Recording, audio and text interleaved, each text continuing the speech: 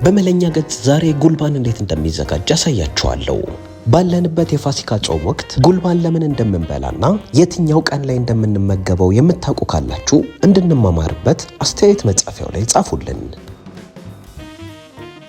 ጉልባኑን ለማዘጋጀት ሁለት አይነት ጥሬ እንጠቀማለን። በተጨማሪ ሁለት ተጨማሪ ግብአቶች እንጨምራለን። እነሱን ቪዲዮውን እየሰራው ነግራችኋለሁ። መጀመሪያ የምንጠቀመው ጥሬ ባቄላ ሲሆን ሁለተኛው ደግሞ ስንዴ ይሆናል።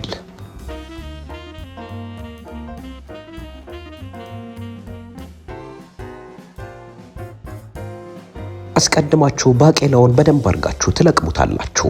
በውስጡ የሚገኘውን ድንጋይ እንዲሁም አረንጓዴ የሆነውን ባቄላ ነጥላችሁ ታውጣላችሁ።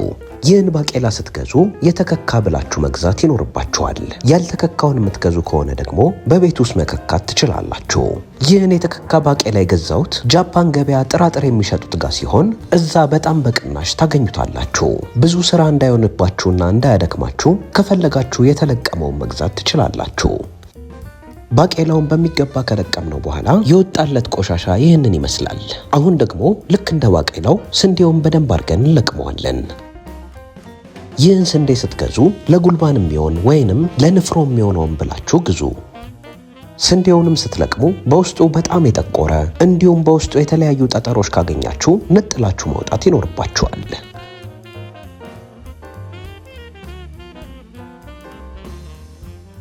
የስንዴው ልቃሚ ደግሞ ይህንን ይመስላል።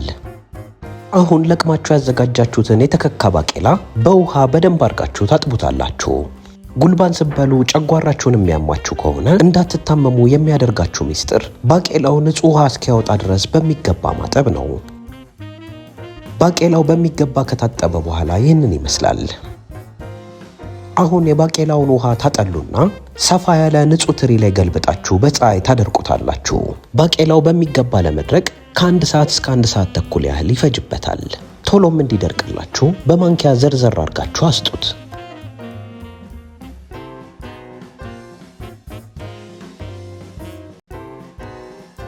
አሁን ደግሞ ስንዴያችንን እናዘጋጃለን። ስንዴውን ለማዘጋጀት ሁለት አይነት መንገድ አሳያችኋለሁ። የመጀመሪያው ሙቀጫና ዘነዘና በመጠቀም ሲሆን ሙቀጫና ዘነዘናው ስንዴው ላይ የሚገኘውን ገለባ ለመለየት ያግዘናል። የሙቀጫውን ግማሽ በስንዴ ትሞሉትና ትንሽ ውሃ አድርጋችሁበት ምስሉ ላይ በምትመለከቱት መሰረት በመካከለኛ ኃይል በደንብ አድርጋችሁ ተወቅጦታላችሁ። እዚህ ጋር ስንዴውን ስትወቅጡ ሁለት ማድረግ የሌለባችሁን ነገር ልንገራችሁ። የመጀመሪያው በጣም ውሃ ማብዛትና ሁለተኛው ደግሞ ስትወቅጡት ኃይል መጠቀም ነው። በጣም ከፍተኛ ኃይል ከተጠቀማችሁ ስንዴውን ሊሰባበርባችሁ ስለሚችል ብዙ ኃይል ሳታበዙ በመካከለኛ ቀስ እያላችሁ ውቀጡት።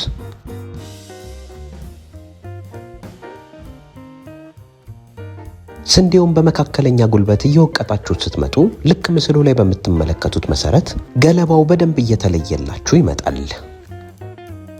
ይህን ዛሬ የማሳያችሁን ጉልባን በየቤታችሁ ከሞከራችሁት የመለኛ የቴሌግራም ግሩፕ ላይ ፎቶ እንዲሁም ቪዲዮ እየቀረጻችሁ ላኩልን። የላካችሁት ፎቶ ላይ ሐሳብ እንዲሁም ማስተያየት ካለን እንሰጥበታለን። ቴሌግራም ላይ መለኛ ግሩፕ በሚል የመጠቀሚያ ስም ታገኙናላችሁ። ምስሉ ላይ እንደምትመለከቱት ስንዴውን ለተወሰነ ደቂቃ ከወቀጥነው በኋላ ገለባው በደንብ ተለይቶልናል። አሁን ትሪው ላይ እንገለብጠዋለን። ስንዴውን ስትወቅጡት መሃል ላይ እየደረቀ ካስቸገራችሁ ውሃ ጠብ ማድረግ ትችላላችሁ። ስንዴውን በሙቀጫና በዘነዘና ገለባውን ከለየነው በኋላ ይህንን ይመስላል። አሁን ደግሞ ገለባውን ለመለየት ሁለተኛ መንገድ ላሳያችሁ። ዝርግ ሳህን ላይ የምትፈልጉትን ያህል ስንዴ ከቀነሳችሁ በኋላ ከላይ የተወሰነ ውሃ ታርከፈክፉበታላችሁ።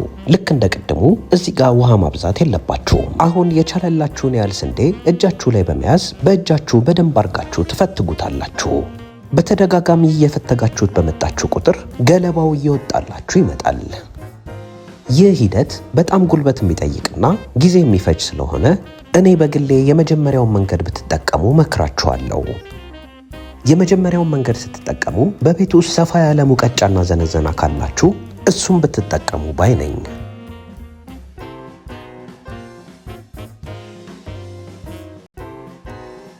የስንዴውን ገለባ ሙሉ ለሙሉ ካወጣችሁ በኋላ ሰፋ ያለ ትሪ ላይ ዘርዘር አድርጋችሁ ታስቀምጡታላችሁ። ስንዴውን ለማድረቅ ሁለት አይነት መንገድ መጠቀም ትችላላችሁ። የመጀመሪያው መንገድ በፀሐይ ሲሆን ቆንጆ ፀሐይ የሚያገኘው ከሆነ 1 ቀን ይፈጅበታል። ሁለተኛው ደግሞ አፓርትመንት ላይ፣ ኮንዶሚኒየም ላይ እንዲሁም ግቢ የሌለው ቤት ላይ የምትኖሩ ከሆነ የመጋገሪያ ምድጃ ላይ ማድረግ ትችላላችሁ። በመጋገሪያ ምድጃ ለማድረግ ስንዴውን የመጋገሪያ ትሪ ላይ ዘርዘር አድርጋችሁ ታስቀምጡትና ምድጃችሁን አስቀድማችሁ በ100 ዲግሪ ታግሉታላችሁ። በ100 ዲግሪ ሴንቲግሬድ ለ5 ደቂቃ ያህል ምድጃችሁን ካጋላችሁ በኋላ ስንዴውን ታስገባላችሁ። ስንዴውን ካስገባችሁ በኋላ ለ40 ደቂቃ የላይኛውንም የታችኛውንም አብርታችሁ መሃል ላይ እየከፈታችሁ እያቀዘቀዛችሁ ማድረግ ትችላላችሁ። ስንዴው በምድጃ ከደረቀ በኋላ ይህንን ይመስላል። አሁን ደግሞ ስንዴው ላይ የሚገኘው ገለባ በደንብ እንዲወጣላችሁ በእጃችሁ ምስሉ ላይ በምትመለከቱት መሰረት እሽት ታደርጉታላችሁ። ባሻችሁት ቁጥር ገለባው በደንብ እየተለየላችሁ ይመጣል። የስንዴውን ገለባ በእጃችሁ እያሻችሁ ከለያችሁት በኋላ ታበጥሩታላችሁ። ስታበጥሩትም ምስሉ ላይ በምትመለከቱት መሰረት አበጥሩት። ጉልባኑን ለማዘጋጀት የምንጠቀማቸው ጥሬዎች ሁለቱም ዝግጁ ሆኖልናል። አሁን ጉልባኑን እናበስላለን። ጉልባኑን ለማብሰል ግማሽ ሊትር ውሃ ድስት ውስጥ ጥዱና ታንተከትካላችሁ። ውሃው ከፈላላችሁ በኋላ አስቀድማችሁ ሩብ ኪሎ ስንዴውን ታስገባላችሁ። ስንዴውን ካስገባችሁ በኋላ አንድ ቦታ እንዳይከማችባችሁ በማንኪያ ዘርዘር ታደርጉታላችሁ። አሁን ድስታችሁን በከፊል ትከድኑና ለ1 ሰዓት ስንዴውን ታበስላላችሁ። እዚህ ጋር ድስቱ ሊገነፍልባችሁ ስለሚችል ሙሉ ለሙሉ መክደን የለባችሁም።